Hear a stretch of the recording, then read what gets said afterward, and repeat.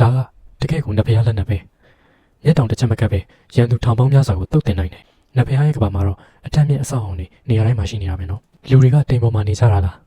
းလမ်းတွေကလည်းကျေလိုက်တာအဲ့ဒီတန်တစ်တာတွေကအမြန်ဆုံးမြင်းထက်တောင်ပုံမြန်သေးတယ်နဖေးနဲ့ကျမကြားကကွာဟာချက်ကတိတ်ကိုကြီးမားလုံးပါတယ်ယုံငါနဲ့အတူကိုဘကိုလိုက်ခဲ့ကျန်တဲ့သူတွေမြို့တကားကိုစောင့်ကြရောက်ပြီစစ်သူကြီးတို့ကမြို့ကိုတိုက်ခိုက်နေပြီမြို့ထဲမှာရင်နဲ့ရိတ်ခါတွေရှိတယ်ကျန်းရွံတောင်ကြားကိုတိမ့်နိုင်တာနဲ့ငါကမိုးပေးရဲ့ဘရင်တစ်ဖြစ်ပြီပဲဝင်နေကြစမ်းအိုးမင်းသားလေးငလင်လုံနေပြီကိုဖြိုကျသွားပြီလူတစ်ထောင်အထဲကိုတိုးဝင်သွားတာ8000ကတော့နေရာမှာမြေပြပြီးတေကုန်ကြပြီကျန်တဲ့သူတွေလည်းဒဏ်ရာအပြင်းထန်ရကုန်ပြီတက်တစ်ခုလုံးအပြတ်သက်ချင်းမိုးခံလိုက်ရတာပဲလူရှင်နင့်ကအရှင်လက်လက်ဝါးစားဖြစ်မယ်လို့ကြိမ်ဆိုတယ်မင်းသားလေးဒီနေ့တော့စမ်းမတိုက်တင်တော့ဘူးကျုပ်တို့ဘက်မှာရာသီဥတုရောမြေပြင်အနေထားရောလူရင်းအားရောဘာမှအသာစီးမရဘူးတပွဲမှမတိုက်ရသေးဘူးလူတစ်ထောင်ဆုံးရှုံးသွားပြီဒါဟာနမိတ်မကောင်းဘူးငလျင်ရက်သွားတဲ့အထိစောင့်မအောင်မြို့ထဲမှာရေနဲ့ရိတ်ခါတွေအပြည့်ရှိတယ်ကျန်းရွံတောင်ကြားကိုမသိမ်းနိုင်ရင်ငါတို့လူတွေတနေ့ကျရင်ရေငတ်ပိုက်စားပြီးတေကုန်ကြမှာ3ရက်အတွင်းဘာပဲဖြစ်ဖြစ်ကျန်းရွံကိုငါသိမ်းပြမယ်ကဲစုခါရောက်သူတို့ကနောက်မဆုံးရင်ကျွန်တော်တို့ကိုအပိုင်းပိုင်းပြောင်းခွဲပြမှာကိုကမှလူရိုင်းစစ်တီတွေအများကြီးပဲအခုတော့တောင်းအောင်မှမြေပြီကုန်ပြီဟာဟာတကယ်ကိုအားရစရာပဲဗျာနဖေဖောက်ခွဲမှုအောင်မြင်ပါတယ်လူရိုင်းတွေစုခါသွားပြီကျမတို့လူတွေတယောက်မှထိခိုက်ဒဏ်ရာမရခဲ့ဘူးငါတို့နိုင်ပြီလီယိုတက်မတော့အောင်ပွဲခံပြီဟေးတယောက်မှဒဏ်ရာမရဘူးဆိုတော့ခဏဆောင်မင်းတို့အတွက်ညစာနဲ့တောက်ဖို့ပြရတွေပို့ပေးမယ်အောင်ပွဲခံဖို့လောက်ကြတာပေါ့နဖေကျမတို့စစ်တီတွေဒီညမျိုးကိုစောင့်ရအောင်ပါရှင်းအနေနဲ့ဒီလောက်ထိအလောက်ရှုပ်ခံစရာမလိုပါဘူးဘာလို့ရှုပ်တာလဲမဟုတ်တာနားထောင်စမ်းဘာပဲဖြစ်ဖြစ်အောင်ပွဲခံဖို့လောက်ရမှာပဲကဲစားကြစမ်းဒါကတိတ်ရတာရှိတာပဲကောင်းလိုက်တဲ့အရာလားနှစ်ပြည်ကငကားသားတော့ဒီလောက်ရတာရှိမှာမဟုတ်ဘူးနဖျားတွေအစားအစာဆိုတော့လေပြောစရာမလိုဘူးပေါ့နေအောင်ဒါကချိုးပြီးတိတ်လန်းဆန်းတာပဲတယောက်ကိုတပလင်းစီနော်မူးအောင်တော့မတော့ကြနဲ့တိတ်ကောင်းတဲ့ရက်ပဲအရှင်ကတကယ်ကိုပြင်းတာဒီလောက်ပြင်းတာမျိုးမတော့ရတာကြာပြီနဖျားတာမရှိကျွန်တော်သားလေးငက်တည်တာကြာလာပြီဘာမှလုပ်လို့မရပဲပိတ်မိနေအဲ့ဒီစိတ်ပျက်စရာခံစားချက်မျိုးကိုတစ်သက်လုံးထပ်မခံစားချင်တော့ဘူးအခုဆိုကျွန်တော်သားလေးတော့ဝါလာပြီသူကနေ့တိုင်းကျွန်တော်ယူလာမယ့်အစားအစာတွေကိုစောင့်နေတာအခုကစားပြီးကျွန်တော်သက်ဟာစစ်သူချင်းနဲ့နဖျားတက်ပါမယ်ကျွန်တော်သမီးလေးနှစ်ယောက်လည်းအရင်ကဒေလူနေပါဖြစ်နေတာအဲ့ဒီတမင်မှုတွေသာမရှိရင်သူတို့အသက်ရှင်မှာမဟုတ်ဘူးစစ်သူချင်းခင်ဗျားကျွန်တော်ကာရဝပြုပါတယ်ကျွန်တော်မျိုးတော်ကိုပြန်ကျင်တယ်အမေမှာစားချင်ကြံသေးရလားမသိဘူးအမေကိုလွှမ်းနေဗျာငါမင်းတို့ရဲ့စစ်သူချင်းအနေနဲ့ကြည့်ပေးတယ်မင်းတို့အားလုံးကိုမျိုးတော်စီဘေးကင်းကင်းနဲ့ပြန်ပို့ပေးမယ်နဖျားပေးတဲ့ရမ်းမုတ်လေးစင်တွေနဲ့အစားအစာရေတွေရှိနေသေးပြီငါတို့တေချာပေါင်းနိုင်ရမယ်ငါတို့နိုင်မှာပါနဖျားရဲ့ကဘာမှာလာမင်းကြီးကဘယ်လိုများလှနေမလဲသိလာမှာပဲစူးစမ်းထောင်းတော့ကျွန်တော်ရဲ့လှပါတဲ့စစ်သူချင်းပါလေကိုလာကတော့လို့ကောင်းရင်လားကောင်းပါရဲ့နဖျားကျွန်တော်ဘဝမှာအမြဲလှုပ်ချင်ခဲ့ပေမဲ့ဘယ်တော့မှမလုပ်နိုင်တော့မယ့်အရာတစ်ခုရှိတယ်အခုမင်းကိုဒီကိုလာလေးတိုက်ရတာကကျွန်တော်အိမ်မက်တစ်ခုကိုအကောင့်ထဲပေါ်လိုက်ရတယ်လို့ပဲအဲ့ဒါပါလေကျွန်မကိုကြီးပေးလို့ရမလားငယ်ကအိမ်မက်ပေါ်ချင်းရွှေဝမ်းမင်းကြီးစီကဘာမြေပုံပို့ပေးပြီးတော့ကဘာကြီးကလုံးနေဆိုတော့ပြောပြချင်ခဲ့တာနောက်ပြီးတရုတ်ပြည်အပြင်တခြားနိုင်ငံတွေအများကြီးရှိသေးတယ်ဆိုတာပေါ့ဒါဆိုရင်သူ့ရဲ့တမန်နီတက်မတော်ကြီးကဥရောပအထိတောင်ကြီးတက်သွားနိုင်မှာပြီးတော့မူလန်စီကိုလည်းကိုကာကိုလာဒဗလင်းနဲ့ဘောလုံးတစ်လုံးပို့ပေးချင်ခဲ့တာသူကစစ်တပ်ထဲဝင်တော့တိတ်ငယ်သေးရလေပျော်ရွှင်ရမယ့်အရွယ်မှာကိုလာနဲ့ဘောလုံးကိုသူသဘောကျမှသိကြပါတယ်ချင်းရွှေဝမ်းဘာလို့ကျွန်မတခါမှမကြားဘူးလားလေပြီးတော့မူလန်ဆိုတာကရောက်တူလေလင်ဖုံးကတော့ရိတ်ခါရီထပ်ဝင်နေပြန်ပါပြီရိတ်ခါကီလို3တန်းဟုတ်လားဒါဆိုရွမ်10တန်းကျော်ကုန်ပြီထပ်မရအောင်မလားဆက်ပုတ်ခိုင်းလိုက်ပြီးတော့အချုပ်ဆက်တွေရောလိုချင်လားခြေနည်းနဲ့မောင်းတဲ့အမျိုးအစားပေါ့တစ်လုံးကိုရွမ်တရားတယ်အဲ့တွေလည်းအပူပေးမယ်အကုန်လုံးကိုဒီကိုပို့ပေးပါအပူငွေတွေကိုတော့မင်းတို့ရဲ့ပင်မကားအဖြစ်ယူလိုက်ကြပထမကားက60တန်းဒုတိယကားက55တန်းကားစီစီဆိုတော့စုစုပေါင်း350တန်းပေါ့ဖျဲသီးမမွန်သီးစီသီးနဲ့ဟင်းသီးဟင်းတွေပါသေးတယ်လူရှင်ဖျဲသီးတွေရောက်ပြီဟဲ့တောင်းလို့ပုံနေရပဲအရှင်ကညစာစားရင်ဖျဲသီးတစ်စိပ်ပဲစားရတာအခုတော့ထမင်းတစ်နက်တိုင်းမှာတစ်စိပ်စီစားလို့ရပြီဒါတော့အကုန်ဖို့ရက်အများကြီးကြာအောင်မယ်ကျန်တာတွေကိုတင်ထားဖို့မြေရောက်ခန်းတူးကြစမ်းပြီးတော့တယောက်ကိုဖျဲသီးနှလုံးစီအိမ်ယူသွားခိုင်းလိုက်အမြင်မစားရင်ပုတ်ကုန်လိမ့်မယ်သိကြည့်ပြီးသိချိုတော့ပဲကောင်းလိုက်တာလူရိုင်းတွေဘယ်တော့လောက်မြို့ကိုတိုက်မယ်ထင်တယ်လေစစ်သူကြီးကျွန်တော်ထင်တော့ဘေးဒင်းဆရာတွေကိုတွက်ခိုင်းခြင်းကောင်းမလားလို့ဘေးဒင်းဆရာတွေကိုတွက်ခိုင်းခြင်းသူတို့ဘယ်တော့တိုက်မလဲဆိုတာကိုကျွန်တော်တို့သိနိုင်မယ်ထင်တယ် ဘေးဒင်းဆရာတွေကိုခုချက်ချင်းခေါ်ခဲ့ကဲတွက်ကြစမ်းဒီရပိုင်းထဲမှာမြို့ကိုတိုက်ဖို့ဘယ်နှစ်ဘယ်ချိန်ကအကောင်းဆုံးလဲဆိုတာတယောက်တစ်မျိုးစီတွက်ကြည့်ကြမှန်အောင်တွက်နိုင်တဲ့သူကိုစံတအိတ်စီစုပေးမယ်အားလုံးဖျဲသီးတစ်လုံးစီကိုအရင်ယူသွားကြအောင်ယူပြီးမှစတွက်ဒီညတကောင်ကျော်လို့မှန်အောင်တွက်နိုင်ရင်စံနောက်ထပ်20 gram ပို့ပေးမယ်လူရိုင်းတွေသာဒီညတိုက်လာမယ်ဆိုရင်ဒါတစ်နှစ်အတွင်းမှာအပြင်းထန်ဆုံးတိုက်ပွဲဖြစ်လာမှာပါဘေးဒင်းဆရာတွေကတော့ဒီညတကောင်မှာတိုက်လာမယ်လို့တွက်ကြတယ်လူရှင်ကတော့သိပြီးယုံကြည်ချက်မရှိဘူးပေါ့ဘာဖြစ်လာမလဲဘယ်သူမှမသိနိုင်ဘူးဒီတိုက်ပွဲမှာကျမတကယ်ပဲတည်သွားခဲ့ရှင်ရဲ့ကျေးဇူးတွေကိုဒီဘဝမှာဘယ်တော့မှဆက်နိုင်တော့မှာမဟုတ်ဘူးနောက်ဘဝကျရင်တော့ရှင်တို့ကျမကကြေးကျွန်တယောက်လိုအလုပ်ကျွေးပြုပြီးမြို့သူမြို့သားတွေနဲ့ရှင်ပြည်ကိုကယ်တင်ပေးခဲ့ရှင်ရဲ့ကျေးဇူးကိုဆက်ပါမယ်ဒီတက်တာထဲမှာတော်ဝင်မိသားစုကပေးထားတဲ့ပစ္စည်းတွေပါပါတယ်နောက်ပြီးစစ်သူကြီးမိုးဖန်ကနတ်ဖျားစီကနေဖနက်ဆောင်တရားနဲ့ချေအိတ်နေရတောင်းခံထားပါတယ်နတ်ဖျားနဲ့ကိုခီးဆိုင်ပါနော်ဘာလဲဟာသူတို့ကဒီညမြို့ကိုတိုက်တော့မှလေလူရွှန်ရေးထားတဲ့စာကတေတန်းစာလို့ဖြစ်နေပြီဘယ်လိုတွေဖြစ်ကုန်တာလဲကွာငါသူ့ကိုဘာထက်ကိုညပေးနိုင်အောင်မလဲစစ်တီ2000က3သိန်းကိုရင်ဆိုင်ရမှာလေဘလို့မှမဖြစ်နိုင်ဘူးလူဝင်ရချင်းကတိတ်ကွာလုံးနေအရှုံးပေးလိုက်တာကပိုကောင်းမလားခုခံနေုံနဲ့တော့မျောလင်းချက်မရှိဘူးအရင်ဥအောင်တိုက်ရမယ်ရန်သူတက်ရင်ကိုဆုပ်ရန်သူစကန်းချရင်ကိုနှောက်ရက်ရန်သူပင်မရင်ကိုတိုက်ရန်သူဆုပ်ရင်ကိုလိုက်ဆိုတဲ့အတိုင်းပေါ့ငါတို့မှာလက်နက်အင်အားနဲ့ညတကောင်မှာခိုးတိုက်မယ်လက်နက်အင်အားတာရင်တော့နေကင်းကြောင်တော့သွားနှောက်ရက်မယ်ဒီလိုမျိုး10ရက်ကနေတစ်လလောက်လုပ်ပြီးရန်သူတွေစိတ်ပြတ်ပြီးတော့ဆုတ်ခွာသွားလိမ့်မယ်ပျောက်ကြားစစ်ပေါ့လေမီရှူမီဘက်နေသုံးပြီးရန်သူတွေကိုနှောက်ရက်လို့ရတယ်အခုချက်ချင်းမီရှူမီဘက်နေတောဝဲလာအောင်မယ်လူရိုင်းတွေရဲ့မြင်းဖက်မှာမီရှူမီဘက်နေချိတ်လိုက်မယ်ဆိုရင်သူတို့ကိုမောင်းမထုတ်နိုင်ရင်တော့တက်ပြတ်သွားအောင်လုပ်လို့ရတယ်တတိမီရှူမီဘက်နေအကုန်ယူမယ်ဖောက်တယ်လာပြီဟဲ့မင်းပြောတာတွေကအကုန်မှန်ပဲလားအမှန်ပေါ့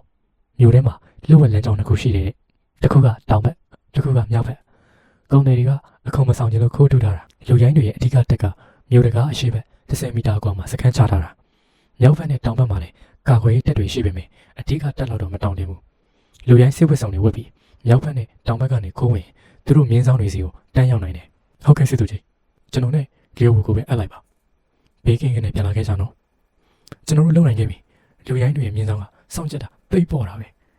ကျွန်တော်တို့မြို့ထဲကနေထွက်လာရဲလိမ့်မယ်လို့သူတို့လုံးဝမတင်တော့ဘူးလေသူတို့စကန်နောက်ကနေမြင်းတွေကိုခိုးထုတ်လာတာဘယ်သူမှတော့သတိမထားမိဘူးစစ်သူကြီးနဖျားပြောတဲ့ပျောက်ကြားစစ်ကတကယ်အလုပ်ဖြစ်တယ်ဗျသူတို့ကဘိုင်းဝါရင်ရှောက်သွားနေကြတာအချင်းချင်းနဗန်းတက်နေကြပြီးတော့ဘာစီရေးလေးချင်းမှုမှလည်းမလုပ်ကြဘူးစီကန်လည်းလုံးဝမရှိဘူးဒီလိုအရင်မရအဖက်မရစစ်တီတွေရဲ့အဝိုင်းခံထားရတာတနည်းရှိပြီဆိုတော့တကယ်ကိုအရှက်ရစရာပဲသိကောင်းတာပဲသူတို့ရှုပ်ရှက်ခတ်နေတော့မှအားနေနေတော့မှအပြင်းအထန်တိုက်ဆန်းဒီညတကောင်မှာပျောက်ကြားစစ်စမယ်မြင်းရဲ့ဖင်တွေမှာမီရှူမီဘက်နေချိတ်ဆန်းမင်းကြီးလိုက်တာနဲ့ပောက်ကွဲပြီးလူရိုင်းစကန်တစ်ခုလုံးဗယံပရာဖြစ်သွားလိမ့်မယ်သူတို့ကိုကဲဖို့တော့အချိန်မရတော့မြို့ကိုတိုက်ဖို့ဆိုတာမစင်းစားနိုင်တော့ဘူးလီခွဲနဲ့လီဝူတို့မြို့ထဲကိုဘေးကင်းကင်းနဲ့ပြန်ရောက်လာပြီအင်တာနက်ကလူတွေပေးတဲ့နီလန်းတွေကတကယ်အသုံးဝင်တာပဲလူရှင်နောက်တစ်ချိန်လွတ်မြောက်သွားပြန်ပြီအခုမှပဲငါစိတ်အေးရတော့တယ်ဒါကချီခစ်ကဖီနစ်ပုံပါတယ်ကျွေးပကံပြပဲအပြင်ဘက်မှာဖီနစ်အမီးပုံတွေပါပြီးအတွင်းဘက်မှာတော့ငွေသားနဲ့ပြုတ်လုထားတဲ့ဖီနစ်တရဖူပုံတွေပါတယ်နောက်ကျောမှာချီတော်ဝင်လက်ဆောင်လို့ရေးထားတယ်ချီရဲ့အနုပညာလက်ရနဲ့ကျွေရဲ့အတတ်ပညာတွေကနောက်ပိုင်းမျိုးဆက်တွေထက်ရာစုနှစ်ပေါင်းများစွာကျူစောနေရပဲမောင်ရင်လည်းဖုံးဈေးသာပြောလိုက်ငါတန်းဝင်မယ်ပြီးခဲ့တဲ့တစ်ခါဝိုင်ခွက်2ခွက်လုံးကိုကြားပြတ်ခံလိုက်ရတယ်ကွာပြလိုက်ကိုပါသွားပြီငါစီမှာချီရှေးအောင်ပစ္စည်းတစ်ခုမှမကျန်တော့ဘူးမောင်ရင်ပင်မှာလဲအခုပဲကိုယ်တိုင်လာခဲ့မယ်နေုံဖုံးမို့လာစရာမလိုပါဘူးကျွန်တော်မေးစရာလေးရှိလို့ပါပြင်ပသမိုင်းမှတ်တမ်းတွေမှာလူရှန်ဘယ်နှစ်မှတည်တယ်ဆိုတာအတိအကျပါသလားသူဘယ်လိုတည်ဆုံးခဲ့တာလဲအတိအကျတော့မပါဘူးဒါပေမဲ့သူတည်ချိန်မှာအသက်က22နှစ်ပဲရှိသေးတယ်လို့ဆိုတယ်22နှစ်ဒါဆိုဒီနှစ်ပေါ့သူဘယ်လိုတည်တာလဲငှက်တည်ရလားဒါမှမဟုတ်လူရိုင်းတွေတတ်တာလားလူရိုင်းတွေမြို့ကိုဝိုင်းထားချိန်မှာလီယိုတက်မတော်ကတည်တည်ထိခုခံခဲ့တာစစ်တီနှစ်သိန်းမှာနောက်ဆုံးအနေငယ်ပဲကျွန်တော်တို့ထိတိုက်ခတ်ခဲ့ကြတယ်နောက်ဆုံးတိုက်ပွဲမှာလူရိုင်းတွေဝန်နိုင်ငံနဲ့ချူနိုင်ငံတို့ပူးပေါင်းပြီးမြို့ကိုသိမ်းလိုက်ကြတယ်လူရွှန်ကတော့ဝန်နိုင်ငံရဲ့စစ်တီတွေဝိုင်းထားခြင်းခံရပြီးနေရာတဲ့အသက်ခံလိုက်ရတာပဲသူ့ရုပ်အလောင်းတော့အပိုင်းပိုင်းဖြစ်ခံရတယ်တဲ့ငါတငယ်ချင်းတွေနဲ့ဆွေးနွေးကြည့်တော့သူသာအဲ့ဒီလောက်စောစောမတည်ခဲ့ချီနိုင်ငံတော်ကြီးလေဒီ3နိုင်ငံပူးပေါင်းတဲ့ရဲ့လက်ထဲမှာကြာဆုံးမှာမဟုတ်ဘူးချီနိုင်ငံရဲ့ရည်ကျင်းမှုနဲ့အမှုပညာတွေကနောက်ပိုင်းခေတ်တွေထက်အများကြီးတာလွန်ခဲ့တာတိတ်နှမျိုးကိုကောင်းတာပဲကဲဒီပကံများအတွက်ရွမ်တန်း900ပေးမယ်သဘောတူရင်အခုပဲငွေလဲပေးမယ်ရပါပြီအဖိုးဒီပကံကိုတကယ်သဘောကျနေရပဲကျွန်တော်သမိုင်းပညာရှင်တရားကိုထပ်မိကြည့်တော့ပြင်ပသမိုင်းအရမင်းဟာ ကျန်းရွံတိုက်ပွဲမှာတည်ဆုံးနိုင်မယ်ကျန်းရွံမျိုးဟာလေချူဝမ်နဲ့လူရိုင်းတက်တွေရဲ့လက်ထဲကျသွားလိမ့်မယ်မင်းကိုဝမ်စစ်တီတွေကဝိုင်းတက်လိမ့်မယ်လူရှန်မင်းကိုအသက်ရှင်စေခြင်းနဲ့ချူဝမ်နဲ့လူရိုင်းတွေရဲ့ပူပေါင်းတိုက်ခိုက်မှုကိုတတိထားပါလို့ပြန်စာရေးလိုက်တယ်တစ်ဖက်မှာတော့စစ်မြေပြင်မှာမြေ2000နဲ့စစ်တီ3000ကျော်ထွက်ပြေးနေကြပြီအချင်းချင်းတိုက်မိပြီးလဲကြောက်ကုန်ကြတာလူရနဲ့ချီပြီးမြေနှင်းခံရလို့တေကုန်ကြပြီဒါဘသူလောက်တာလဲတော့မသိလိုက်ဘူးမျိုးတွေကစစ်သူကြီးလူရဲ့လက်ချက်ပဲသူတို့ကမျိုးထဲမှာငြိမ်နေတာတစ်နှစ်ရှိပြီလေမြင်းတွေကိုလန့်ဖြန့်သွားအောင်လုပ်တဲ့မေရှုံဗီယွန်းတွေကဘဲကရောက်လာတာလေမြေကြီးတွေကပေါက်လာတာလားသတင်းပို့ရတယ်ရောက်ပိုင်းစကန်အလင်းငိုက်တိုက်ခိုက်ခံရပါတယ်စစ်သူကြီးမိုလန်လိုက်လံတိုက်ခိုက်ရင်ဖောက်ခွဲရေးပစ္စည်းတွေကြောင့်နေရာတင်တိဆုံးသွားပါပြီမိုလန်သိပြီဟုတ်လားသူကငါကိုယ်တိုင်ယာတို့တိုးပေးထားတဲ့နဗန်းချန်ပီယံလေသတင်းပို့ပါတယ်တောင်ပိုင်းစကန်လည်းတိုက်ခိုက်ခံရပါတယ်တဲတွေမီးလောင်ကုန်ပြီမြင်းတွေလည်းအကုန်ပြန့်ကျဲကုန်ပါပြီဒုတိယစစ်သူကြီးတွေလည်းတဲလိုက်ကလမ်းလိုက်တာနဲ့လေးတွေနဲ့အပြစ်ခံရပြီးသေကုန်ပါပြီတက်တစ်ခုလုံးကျဝတ်တစားဝတ်ပြီးမြောက်ပိုင်းနဲ့တောင်ပိုင်းစကန်ကိုတောက်ခုကြစမ်းကြောက်ကြစစ်ကတော့တရားဝင်စတင်ပါပြီကျွန်တော်တို့လုံနိုင်ခဲ့ပြီစစ်သူကြီးကျွန်တော်ကိုယ်တိုင်ရန်သူ300ကိုတတ်ခဲ့တာတကယ်ကိုအားရစရာပဲဗျာကြောက်ကြစစ်ရဲ့ပထမဆုံးတိုက်ပွဲကတော့အပြတ်သက်အောင်မြင်သွားပါပြီလူရိုင်းစစ်တီ4000ကိုချိန်မုံနိုင်ခဲ့တာပါလူရိုင်းစစ်တီနာပတိလည်းမြင်းမော်ကပြုတ်ကျသွားပြီအသက်ရှင်လားသေလားမသိရသေးဘူးမေရှုံမိပန်းတွေနဲ့ဖောက်ခွဲရေးပစ္စည်းတွေကတကယ်လို့ဖြစ်ခဲ့တာလက်ဖျားစီကျမအချင်းချင်းဆူတောင်းခဲ့တာ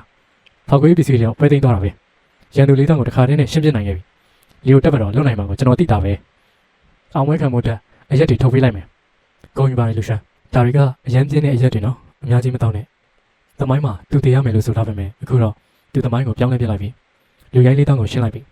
ရန်သူကောင်းဆောင်ကိုလည်းဒုက္ခပေးလိုက်ပြီလီယိုတက်မတော်ရဲ့စိတ်ဓာတ်ကအမြင့်ဆုံးကိုရောက်နေပြီငါသာပစ္စည်းတွေအလုံးလောက်ထောက်ပံ့ပြီးဒီအစုပ်ပလုတ်သမိုင်းကိုအကုန်ပြောင်းလဲပြမယ်ပထမအသုတ်အနေနဲ့ဂျီကိုင်းကြီး9000စစ်သုံးအုတ်တော်9000စစ်သုံးဖက်နဲ့9000ဒုတိယအသုတ်မှာမုံချောက်တွေအစင်စားစားစာတွေဗီတာမင်ဘိုးသက်စိသွေးတိတ်စိနဲ့ခွဲစိတ်ကရိယာတွေတတိယအသုတ်ကတော့ drone တွေပါဗျာ drone ချိုးနဲ့30ပုံလက်ဆွဲဆောင်တွေပို့ပေးလိုက်မယ်ရန်သူစကန်တွေကိုကင်းထောက်လို့ရတာပေါ့စတုထအသုတ်ကတော့ကစ်တစ်စစ်နီးပြဟာလမ်းညုံအထူးစစ်စင်ရေးလက်ဆွဲနဲ့မြို့ရင်းတိုက်ပွဲလမ်းညုံတွေပေါ့ပတ်စံလားအခုကျွန်တော်မှ3လုံးမကောင်အောင်ရှိနေပြီစစ်သူကြီးလူရိုင်း3သိန်းမှာအခုတသိန်းခွဲပဲကျန်တော့တယ်ရိုကာကအခုတော့ဒုက္ခိတဖြစ်သွားပြီသူ့အကူကအခုတက်ကိုဥဆောင်နေပါတယ်အခုကျမတို့မှာလက်ရေးစင်စစ်တီ9000ရှိပြီကျဲဝတ်တစား3000ဓာတ်ရှိ1000 4500နဲ့ဖောက်ခွဲပစ္စည်းတွေရှိတယ်drone တွေကတိတ်သုံးဝင်တာပဲလူရိုင်းတွေဗမာစခန်းချလေတက်ဖြန့်ပုံကဘယ်လိုလဲဆိုတာအကုန်အကြည့်သားမြင်နေရတယ်။နှစ်ဖျားပို့ပြီးတဲ့စင်နီးပြူဟာတွေကိုလေ့လာလာတာဒီ3လအတွင်းမှာကျမတို့ပျောက်ကြားစစ်ပညာမှာတိတ်ကိုကျွမ်းကျင်နေပါပြီ။လူရိုင်းတွေခင်ဗျာညဘက်ဆိုနောက်ဆက်ခံရလို့အိတ်တောင်မအိပ်ရဘူး။နေကင်းဘက်တောင်အေးအေးစီစီထမင်းမစားရတော့ဘူး။စစ်သူကြီးကင်းထောက်တင်ကြပါတယ်။လူရိုင်းတွေဟာကျူနိုင်ငံဝန်နိုင်ငံတွေနဲ့လှုပ်ဆက်သွယ်နေကြပြီ။သူတို့3နိုင်ငံပူးပေါင်းတပ်ဖွဲ့ချင်နေကြတာ။နှစ်ဖျားကဒါကိုကြိုတင်တတိပေးပြီးသားပဲ။သူတို့ပူးပေါင်းချင်နေဆိုရင်အရင်ဥအောင်တိုက်တာဘယ်လိုမျိုးလဲဆိုတာသင်ပေးလိုက်တာပေါ့ဒီညတကောင်မှာအမိတ်ထုတ်လိုက်စမ်းတက်အားလုံးစစ်စမယ်ဟုတ်ကဲ့စစ်သူကြီးလူရိုင်းတသိန်းခွဲမှာ8000ကိုရှင်းပြနိုင်ခဲ့ပြီ9000ကိုတုံပန်းဖြစ်ဖမ်းထားပြီး2000ကတော့ထွက်ပြေးသွားပါပြီသူတို့ရဲ့စစ်တေနာပတိကတော့ပောက်ကွဲမှုအတွင်းမှာတေဆုံးသွားပါပြီဒုတိယစစ်တေနာပတိကတော့အရှုံးပေးသွားပါပြီဝမ်နဲ့ကျူပူပေါင်းတက်တွေကဘာမှလဲဝမ်နဲ့ကျူတက်တွေကနေဆက်ကိုအခုလေးနေဖြတ်လာတာပ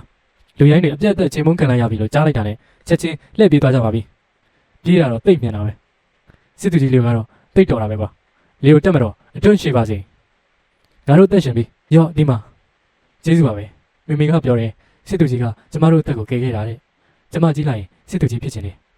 ကောင်းပြီငါမင်းကိုစောင့်နေမယ်ချစ်လာဆိုတော့နှစ်ဖျားလူရှမ်းပါကျမတာဝန်ကျေပုံခဲ့ပါပြီကျန်းရံတောင်ကြားကိုလည်းကာကွယ်နိုင်ခဲ့ပါပြီလူရိုင်းတွေကိုနှိမ်နှင်းနိုင်ခဲ့ပါပြီချိန်နဲ့ဝန်တက်တွေလည်းစောက်ခါသွားပါပြီရှင်သာမရှိရင်ဒါတွေဘယ်လို့မှမဖြစ်နိုင်ပါဘူးကျမကိုအသက်ရှင်စီခြင်းတယ်လို့ရှင်ပြောခဲ့တယ်နော်အခုကျမအသက်ရှင်နေပါပြီကျန်းရံလည်းလွတ်မြောက်သွားပြီ